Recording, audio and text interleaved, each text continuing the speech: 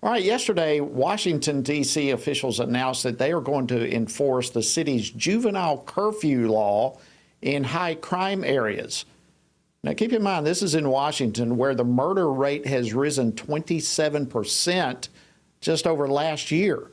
There have already, just this year alone, 80 minors have been shot in Washington, D.C.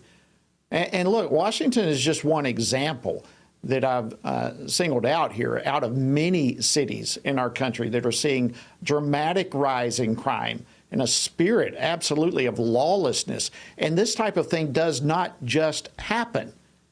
It's the result of specific policies that Democrat leaders have adopted in our cities. Well, joining me now to discuss this is Bishop E.W. Jackson. He's the founder and senior pastor of the Called Church in Chesapeake, Virginia, as well as the founder and president of Stand America. Notably, he is a gospel minister with a degree from Harvard Law School. Bishop Jackson, thanks for joining me today. Great to have you. Hey, Jody, it's an honor to be on with you. Thank you for having me. Well, it is always great to see you. And listen, you know this as much as anyone, what's happening here across our country. And you speak out to this and other issues. You are a powerful voice to this. And look, I've singled out Washington, D.C. But to be very honest, I could have mentioned a number of major cities that are experiencing a rise in violent crime. And it's really been going on since the summer of 2020 with the whole defund the police type movement.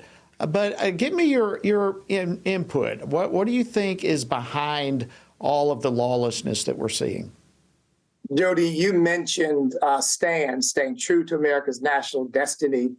One of the projects that we're working on is called the Forgotten Children Project. You mentioned the 80 children shot in Washington, D.C. Jody, there have been over 400 innocent children killed, murdered in the cities of our country since 2020. We have been chronicling those children. If people go to the ForgottenChildrenProject.com, they'll see pictures of all of these children in that gallery. It's heartbreaking, Jody, and you're right. The Black community is told that the problem is racism. But as a member of the Black community, I can tell you the problem is not racism. The problem is the breakdown of the family. The problem is the breakdown of something you were alluding to earlier, or one of your spots was a sense of moral order, a sense of right and wrong, with no fathers in the home to teach these young men that manhood is about responsibility, taking care of your wife, your children, going to work, to earn what you need to take care of your family, rather than killing somebody, harming somebody because you think they disrespected you. So the problems are really spiritual, much, much more than they are social. But no, there's no question that we've got to address them. As you know, it's one of the reasons why I'm running for president of the United States, because I want to bring that message to the nation that we've got to turn back to God and family if we hope to have a secure future for our country. Well, Bishop, I tell you, that is the issue. There's no question in my mind. Of all the issues we're facing in this country, it all boils down to a spiritual problem. And until we honestly address that and quit kicking God out of the public square, but, you can't have a real authentic understanding of morality without the belief ultimately in God and that we're going to stand before him. But I look at all the crime.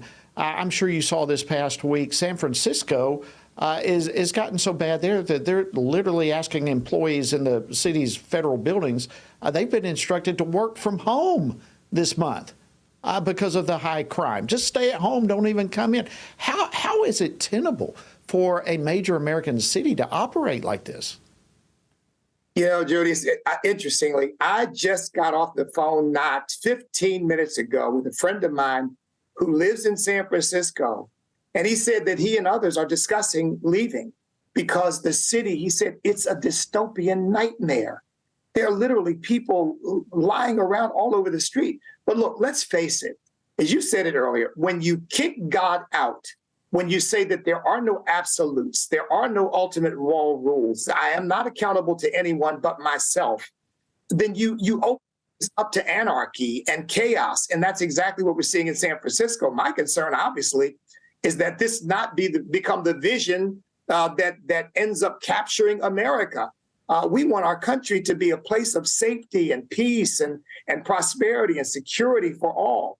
And that's going to be really coming back to the vision of our founding fathers, who believed that our rights and our liberties and ultimately our accountability is first and foremost to our Creator. Absolutely. And some of our viewers were able to see some of the flash rob video that we were just showing while you were talking about some of these things. What should some of the solutions be? When we're talking about our leaders in these big cities, what type of solutions should they be working on? What would you like to see take place? Short term, let's fully staff our police departments, number one, because they've been decimated by this defund and dismantle the police movement. Number two, we've got to elect prosecutors, folks, who actually believe in enforcing the law. We've got a bunch of George Soros prosecutors and others who are frankly inspired more by a collectivist and Marxist worldview than by our Constitution and our Judeo-Christian values. You've got to get rid of these people and make them elect prosecutors who are actually going to enforce the law for the safety and security of law-abiding citizens in these communities. And long term, Jody, we've got to begin to talk about how do we rebuild families. Nobody wants to talk about that because it's difficult, it's intractable. But we've got to start somewhere. We're talking about creating the two-parent monogamous male, female, husband, wife, family again, and raising children in those families. That's going to be the most stabilizing thing we can do for the future of our country. Thank you, Bishop E.W. Jackson. You are a powerful voice, and we are so grateful for the so many issues that you stand on so eloquently and from a Christian perspective. And we are grateful that you've taken time to join us this evening on Washington Watch. Thank you so much. Thank you, Jody.